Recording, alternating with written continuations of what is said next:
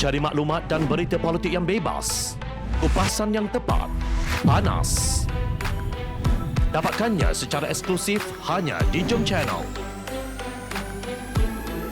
Komitmen kami, pentasan berita Isnin hingga Jumaat. Berbicara dan isu semasa, kami garapkan secara langsung. Panel-panel berkaliber dan profesional. Interaktif, pandangan anda kami raikan. Jangan lupa bersama kami di setiap hujung minggu dalam edisi khas mingguan. Jom Channel, moving forward, sharing a new experience.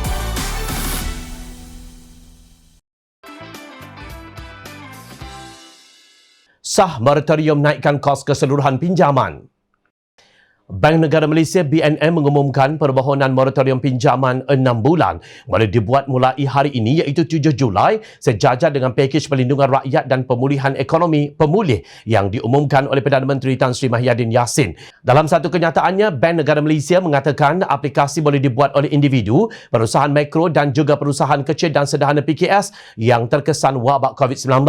Menurut BNM, moratorium atau pakej pembayaran balik lain akan mudah tanpa memerlukan sokongan dokumentasi dan kelulusan diberikan secara automatik. Selain moratorium, bank juga akan menawarkan pengurangan ansuran dan pakej lain termasuk menjadualkan dan menyusun semula pembiayaan agar sesuai dengan keadaan khusus keuangan peminjam. Individu dan peminjam PKS yang mempunyai pembiayaan dengan pembayaran tertunda melebihi 90 hari disarankan untuk menghubungi agensi kaunseling dan pengurusan kredit AKPK untuk mendapatkan bantuan pembayaran balik yang sesuai dan nasihat keuangan secara percuma, kata BNM. Selain itu, PKS termasuk syarikat mikro juga boleh meminta bantuan melalui meja bantuan PKS khusus AKPK di akpk.org.my palang SME Helpdesk yang memberikan nasihat keuangan secara percuma dan memudahkan permohonan bantuan pembayaran balik. BNM berkata bank tidak akan mengenakan faedah berganda atau compounding interest atau sebarang faedah penalti apabila pembayaran ditangguhkan. Walau bagaimanapun, BNM mengingatkan peminjam bahawa langkah itu boleh meningkatkan kos keseluruhan pinjaman mereka. Ini kerana kaedah keuntungan masih tetap diakru, iaitu terkumpul atau bertambah sedikit demi sedikit terhadap bayaran yang ditangguh. Bank perlu memberikan maklumat kepada peminjam berhubung kesan terhadap bayaran ansuran dan tempoh pembiayaan. Apabila peminjam meminta untuk mengekalkan ansuran yang lebih rendah bukannya ansuran asal setelah moratorium ini akan mengakibatkan tempoh pinjaman dipanjangkan untuk tempoh jangka masa yang lebih lama. Menurut kenyataan itu, ini bermakna faedah akan dikenakan terhadap hutang pokok sepanjang moratorium 6 bulan. Bagaimana ia akan memberi kesan kepada bayaran balik nanti bergantung kepada bank, tetapi ia tetap akan menyebabkan peningkatan kepada kos keseluruhan pinjaman. Bank Negara Malaysia memberi jaminan akan memantau secara ketat pelaksanaan program bantuan pembayaran balik oleh industri perbankan. Peminjam boleh menghubungi Bank Negara Malaysia di BNM Telelink di bnm.my palang RA Survey untuk aduan sekiranya mereka menghadapi kesulitan dengan bank atau jika ansuran meningkat tidak masuk akal.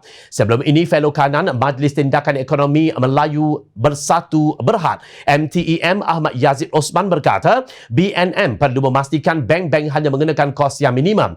Menurut beliau, jika tidak dilaksanakan, lebih ramai rakyat yang tidak mampu atau tidak mempunyai pilihan akan terus tertekan dengan hutang tambahan. Ahmad Yazid menegaskan dalam situasi krisis, sebarang keputusan dan tindakan kerajaan serta pengawal sedia akan memberi impak yang lebih besar kepada rakyat. Ketika ini, rakyat berdepan situasi amat sukar. Keadaan ketika ini adalah di luar kebiasaan. Krisis kesihatan keuangan yang belum pernah dialami oleh negara.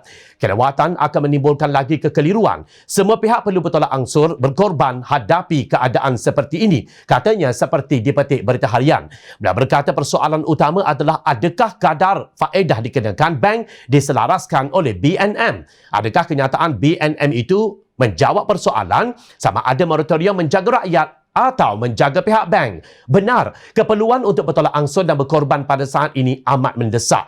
Justru pihak bank dituntut untuk berkorban kerana mereka telah mengaut keuntungan walaupun di dalam keadaan pandemik COVID-19 melanda negara. Cukuplah setakat ini sahaja bilangan rakyat Malaysia yang membunuh diri kerana tekanan depresi akibat masalah keuangan. Jangan terus bertambah.